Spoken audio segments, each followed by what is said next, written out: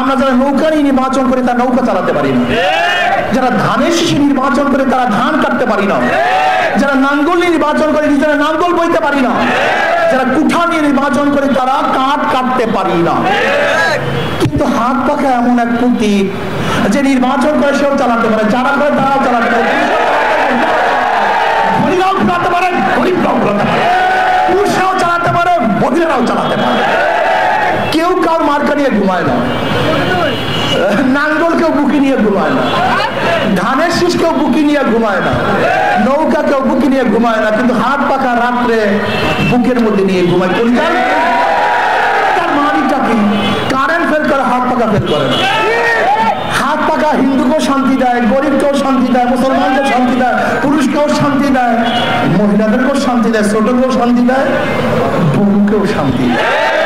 তার মানিটা হলো হাত পাকা বিজয় হলে জনগণ বিজয় হবে, হাত পাকা বিজয় হলে দেশ বিজয় হবে, হাত পাকা বিজয় হলে মাত্র মানুষের বিজয় হবে, হাত পাকা বিজয় হলে ইনশাআল্লাহ গোটা দুনিয়ার বুকে বাংলাদেশ বুক উঁচু করে দাঁড়াবে ইনশাআল্লাহ।